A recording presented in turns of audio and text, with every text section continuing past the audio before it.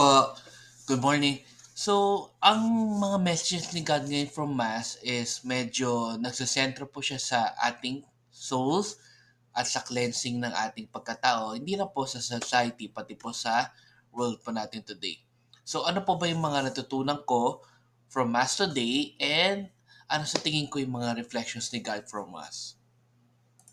Okay, number one, we must root out evil in our world, in our hearts. So ang ibig sabihin po nito is i-try po natin yung best po natin na mailabas or maialis ang lahat ng mga masasamang uh, ugali po natin or kung ano man yung mga nakikita nating mga masasagawang nangyayari o masasamang nangyayari sa mundo na to, i-try po natin na ma-root out po yun at maialis po yun sa mga buhay-buhay po natin at lalo na sa mga puso po natin.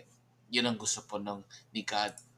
Number two, dahil nga inaalis natin ang mga evils sa buhay po natin, sa mga puso po natin, so we must allow our Lord to enter us and see the evil within us to cleanse us. So, sa tingin ko po, kailangan natin maging mapagkumbaba, maging ano tayo, magkaroon tayo ng humility na i-ask ang Lord na pumasok po sa mga puso po natin at tulungan po tayo na maialis ang mga kasalanan po natin, ang masasamang ugali po natin, ang masasamang mga pag-iisip po natin para ma-cleanse po niya tayo within our lives.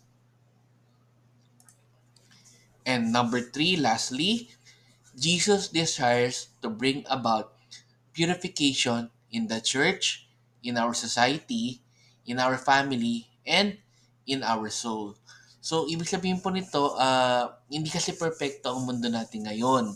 Ang kahit ang church natin, like na-realize ko nga rin or nabasa ko na dahil nga sa mga ambitions, sa mga uh, evil plans na gusto talaga nilang mangat, meron talagang evil around us. Hindi lang sa church po natin, I'm sure nakikita niyo rin to in our society, sa mga taong nakakahalubilo po natin araw-araw, at pati rin sa pamilya natin, sa mga kamag-anak po natin.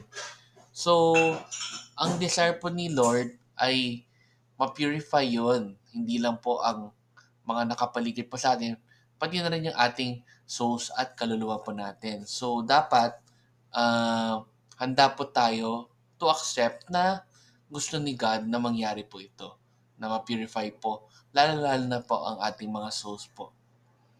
Okay? So, with this, maraming maraming salamat po ulit sa pakikinig. And hopefully po ay maging okay po yung araw po ninyo.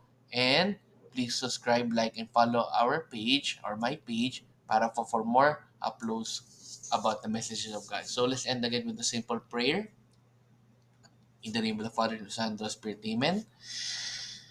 Lord, sana po ay pumasok po kayo sa aming mga puso para ma-cleanse po ang aming mga evils, hindi lang po sa souls po namin, pati rin po sa buhay po namin.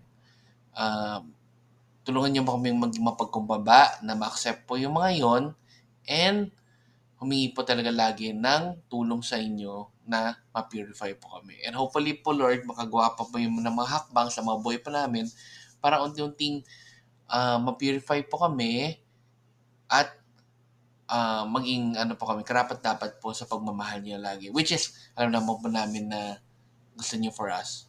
Amen. In the Father, Son, and Spirit. Amen. So maraming maraming salamat po ulit. And let's end again with our simple Thanksgiving prayer.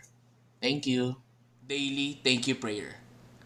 Lord, thank you very much for all the blessings that you are giving us every day. Thank you for our food, safety, security, guidance, and all your blessings. Please avoid us getting sick from all illnesses and forgive us for all our sins. Lord, I pray that all our hopes and dreams will come true in your own time.